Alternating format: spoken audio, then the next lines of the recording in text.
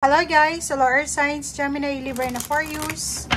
Welcome dito sa aking channel, Kapalaran 888. Welcome! At ay daily tarot reading, alamin natin kung anong messages, vibration, gabay energy para sa lahat ng Air Signs, Gemini, Libra, and Aquarius.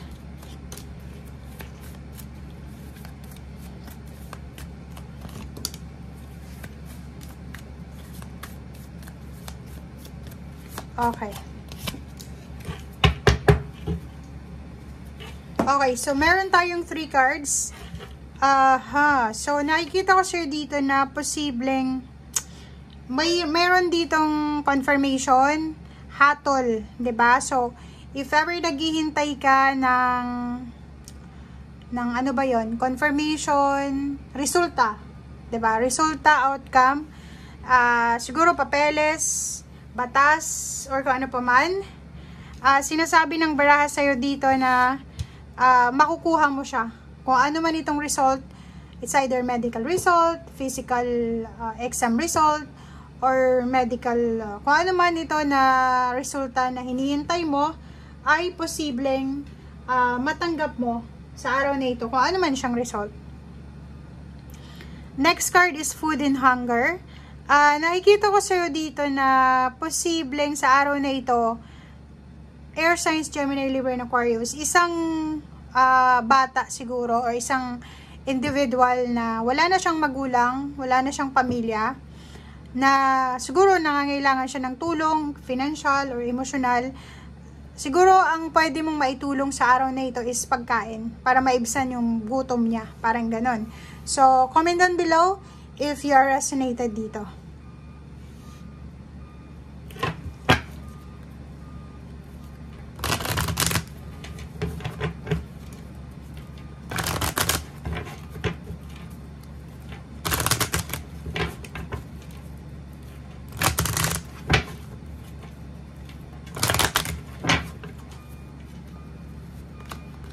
Okay, sudden wealth and occupation.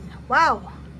So, ang ganda ng baraha mo kasi ang sinasabi ng baraha sa'yo dito na posibleng makatanggap ka sa araw na ito ng unexpected na pera.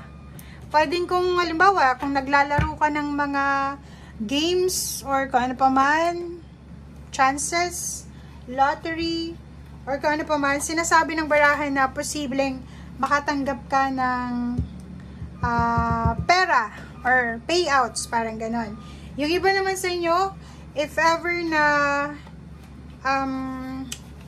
wala kayong masyadong kinikita sa ngayon, pwedeng may offer ng overtime, may part-time, or may mga additional incomes na pwede mong pagkakitaan sa araw na ito. Okay? So, nakikita natin dito yung possibility, or nakikita natin dito yung tawag dito, nakikita natin dito na may mga posibilidad sa araw na ito na kumita ka ng pera na hindi mo ini-expect. Okay?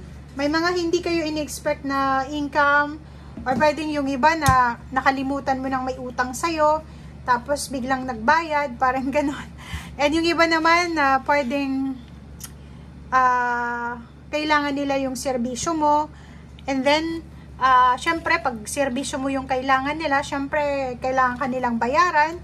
So yun, may mga unexpected income dito or unexpected money na pwedeng dumating sa'yo. Okay? Ang iba naman dito, sobrang busy sila sa ginagawa nila.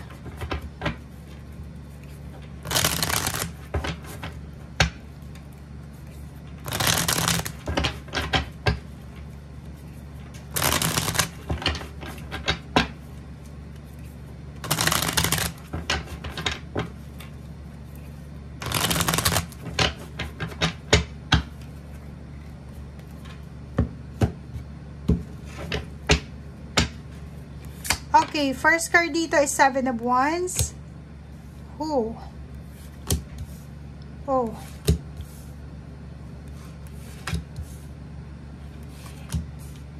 Okay, Air Signs, Gemini, Libra, and Aquarius. Ang nakikita ko sir dito is parang meron sa inyo ditong medyo malungkot yung iba. Nalulungkot yung iba sa inyo dyan kasi eto, sobrang shadow na to. Lungkot, shadow.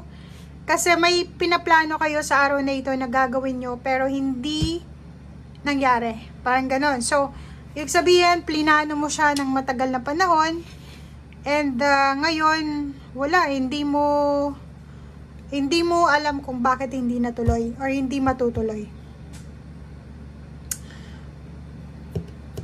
Contract signing ba yan? Travel, pera. Basta may iba sa inyo dito na sobrang malungkot sila kasi yung ini-expect nila sa araw na ito ay hindi natuloy. Nahang siya eh. Pwedeng umiyak ka, disappointed ka, kailangan mong magpakatatag. May strength card dito, magpakatatag. And siguro if hindi ka swerte sa isang lugar, hahanapin mo yung ibang lugar or hahanapin mo yung sarili mo or hahanapan mo ang sarili mo ng lugar na doon ka siswertehin, parang ganon. Sinasabi ng bara sa'yo dito na if ever man disappointed ka sa isang bagay na to, maybe relationship, maybe work, or maybe career, mayroon dito na hindi mo masyadong binibigyan ng pansin. Yung ini-ignore mo ba, yung hindi mo masyadong binibigyan ng pansin na career or business or work, siya pala yung nakatadhana, nakadestiny sa'yo. So, parang gano'n yung sinasabi ng bara sa'yo. Okay? And, huwag kang malungkot kasi may parating ditong opportunities. Ace of Coins to eh. Pwedeng pagkakitaan. And, yung mga hang-ups, yung mga bagay-bagay na, yun na nga, diba? Yung mga hinihintay nyo tapos hindi nangyayari. Natural yan na may mga delays, may mga hang-ups.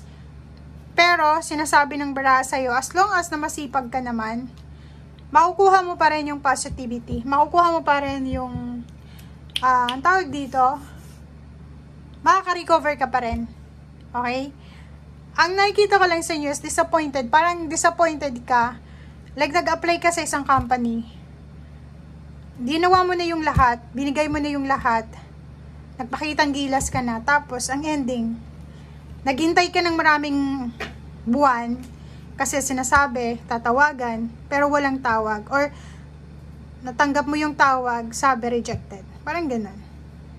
But, sinasabi naman ng baraha sa'yo dito na sa future, kung sino itong nagre-reject sa'yo, or kung ano itong rejection na nararanasan mo sa ngayon, ito yung magiging strength mo sa future. So, parang ganun lang yon.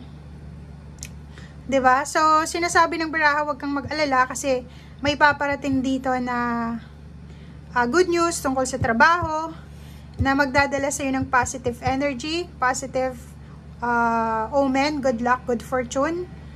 And konting tiis, konting paghihintay pa, parating na siya.